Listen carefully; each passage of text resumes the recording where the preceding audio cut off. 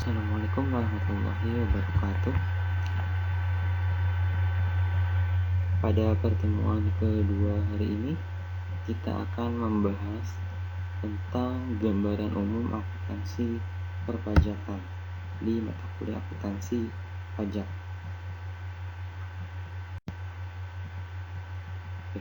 Teman-teman, apakah sudah tahu apa itu akuntansi pajak?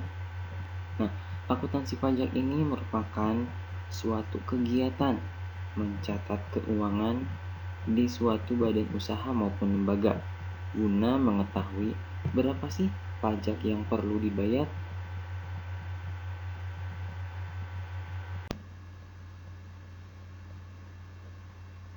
Apa itu akuntansi pajak?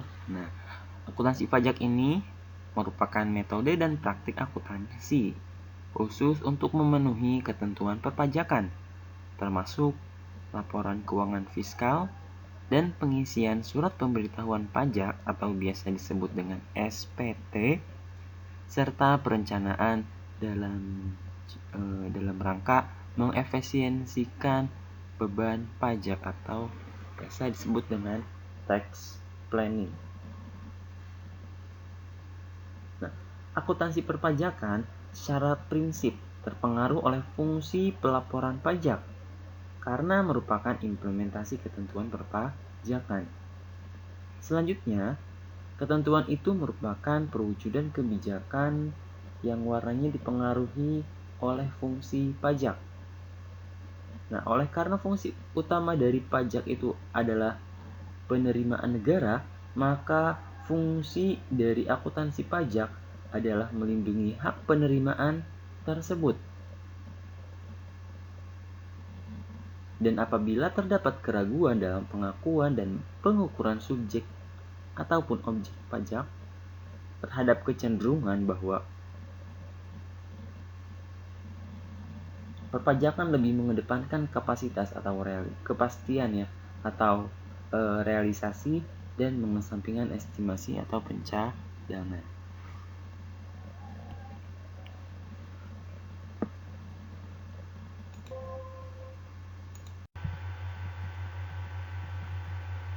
Selanjutnya kita bahas tentang pengakuan pajak. Nah, yang pertama, pajak itu ada yang namanya dipotong pajak. Kemudian yang kedua, dipungut pajak. Kemudian yang ketiga, memotong pajak. Yang keempat, dipotong pajak. Dan yang kelima, membayar pajak. Nah, pengakuan tersebut ya untuk potong pungut itu disebut dengan potput. Nah, kita akan bahas apa aja ya tentang potput perpajakan ini. Proses akuntansi perpajakan itu dimulai dengan adanya pengakuan pajak. Setelah pengakuan pajak, masuk ke proses selanjutnya itu pencatatan pajak. Setelah pajak dicatat, masuk proses selanjutnya itu penggolongan dan peringkasan pajak. Ya, kemudian proses selanjutnya adalah perhitungan pajak. Nah, setelah pajak terhitung, maka proses masuk ke dalam penyajian pajak. Nah, setelah pajak disajikan dalam bentuk pelaporan pajak. Nah, itu adalah proses akuntansi perpajakan.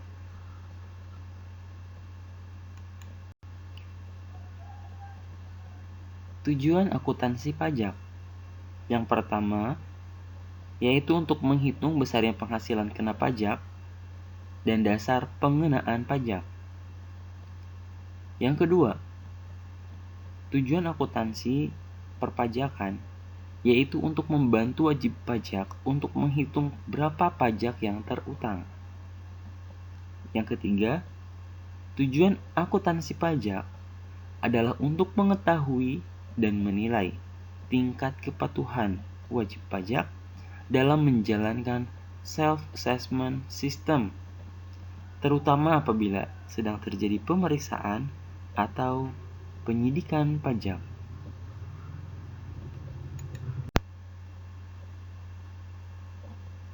Prinsip dasar akuntansi pajak. Yang pertama,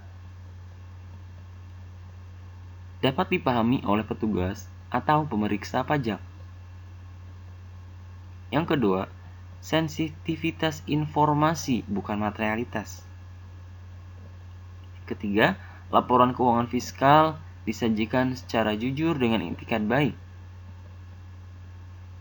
Yang keempat, dapat dibandingkan dengan periode sebelumnya, terutama untuk kompensasi kerugian, utang piutang antar periode, dan perbandingan pengakuan laba atau rugi yang menuntut konsistensi kebijakan akuntansi pajak.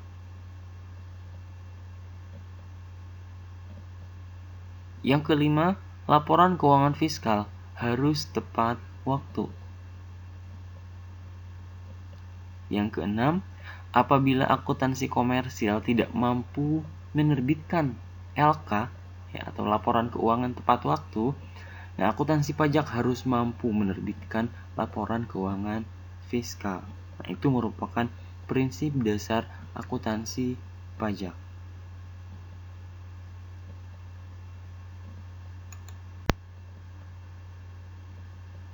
Dipotong atau memotong pajak. Nah, dipotong atau memotong pajak oleh wajib pajak terhadap suatu transaksi antara wajib pajak dengan wajib pajak lain, di mana transaksi tersebut sudah jelas-jelas merupakan penghasilan bagi wajib pajak yang menerima. Yang pertama, ya, pembayaran gaji dan sejenisnya, kemudian pembayaran berbagai jasa, pembayaran dividen dan sejenisnya, pembayaran royalti dan sejenisnya, pembayaran bunga, pembayaran berbagai sewa.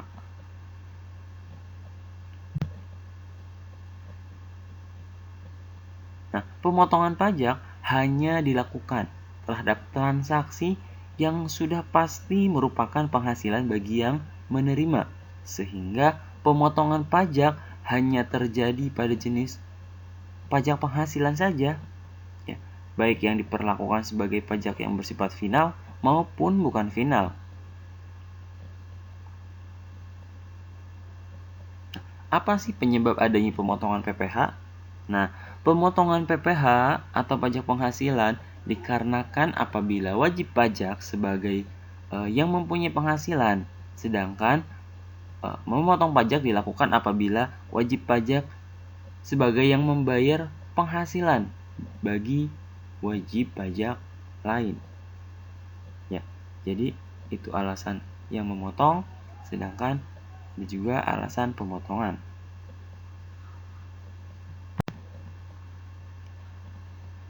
Dipungut atau memungut pajak.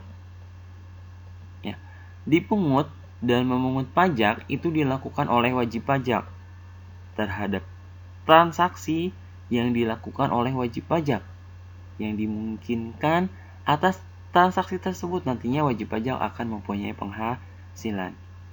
Nah, untuk dipungut dan memungut pajak, nah pajak yang bisa dipungut ya dan memungut itu tidak hanya PPh, ya, tapi PPN juga. Jadi ada dua jenis. Yang pertama adalah PPN, ya, pajak pertambahan nilai, dan yang kedua adalah PPh, pajak penghasilan. Nah, pada dasarnya, ya, pajak yang dipotong atau pungut dan dibayar sendiri oleh wajib pajak akan dicatat dalam akun sebagai berikut. Yang pertama, akun hutang. Yang kedua, akun piutang. Nah, dan yang ketiga, untuk payment atau pembayaran dilakukan pelunasan.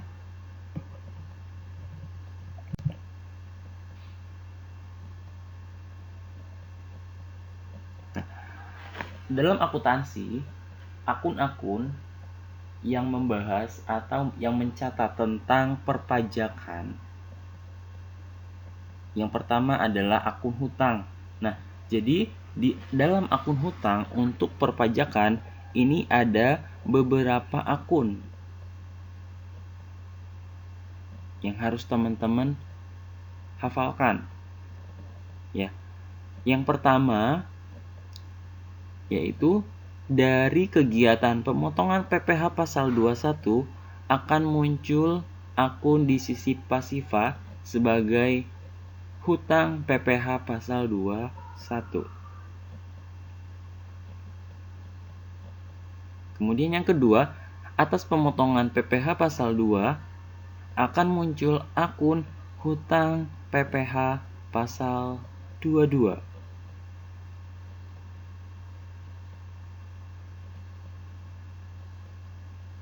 Tiga, hasil pemotongan dari PPh pasal 23 akan menghasilkan akun yang bernama hutang PPh pasal 23. Yang keempat, atas pemotongan PPh pasal 26 akan muncul akun hutang PPh pasal 26. Kemudian, atas pemotongan PPh pasal 4 ayat 2 akan muncul akun hutang PPh pasal 4 ayat 2. Kemudian, atas pemungutan PPN akan muncul akun di sisi hutang atau pasifa sebagai PPN keluaran.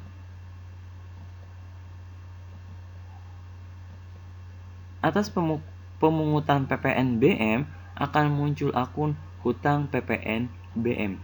Dan untuk pemungutan PPh pasal 29 akan muncul akun hutang PPh pasal 29.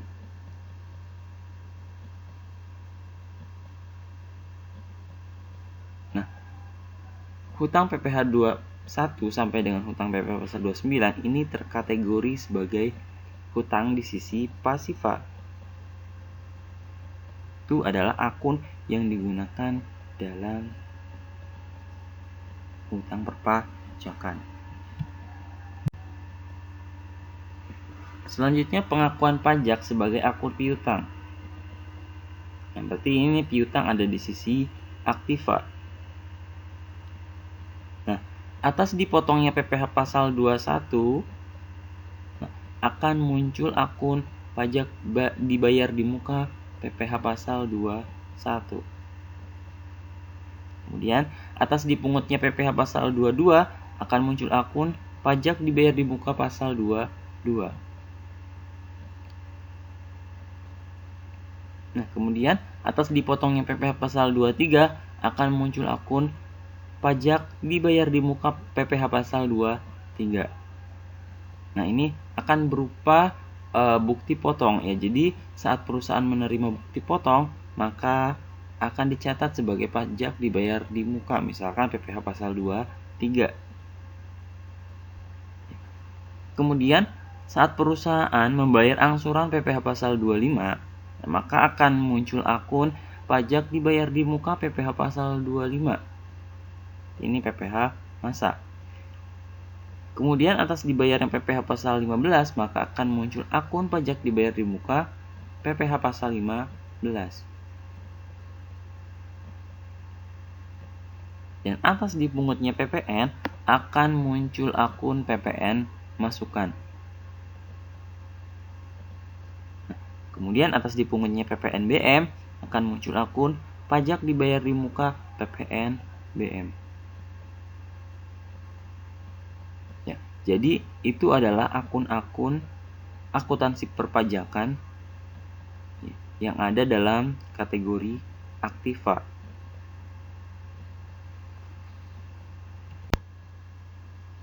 Pelunasan pajak setiap bulan.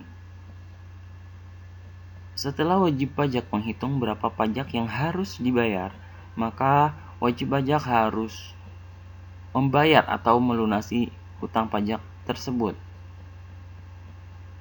Yang pertama, dari pemotongan PPh pasal 21, kemudian yang kedua, dari pemotongan PPh pasal 22, kemudian yang ketiga, pelunasan dari pemotongan PPh pasal 23, kemudian yang keempat, pemotongan dari PPh pasal 26, kemudian pemotongan PPh dari pasal 25, kemudian pemotongan PPh pasal 4 ayat 2, pemungutan PPN, dan pemungutan PPN BM.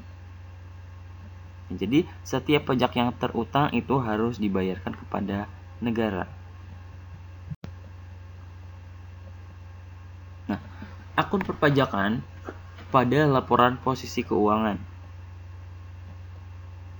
Nah, di sisi aktiva, ya, PPh pasal 21 dibayar di muka, PPh pasal 22 dibayar di muka, PPh pasal 23 dibayar di muka. Ya, ini berupa bukti potong nantinya. Kemudian PPh pasal 25 dibayar di muka, kemudian PPh pasal 15 dibayar di muka. Nah, PPN masukkan dan PPN BM dibayar di muka. Sedangkan untuk di sisi pasifa, ya, itu ada akun yang pertama, hutang PPh pasal 21, hutang PPh pasal 22, hutang PPh pasal 23, hutang PPh pasal 26, hutang PPh pasal 4 ayat 2, kemudian ada PPN keluaran, kemudian hutang PPN BM, dan hutang PPh pasal 29. Nah, ini adalah akun-akun yang ada dalam akuntansi perpajakan. Terima kasih.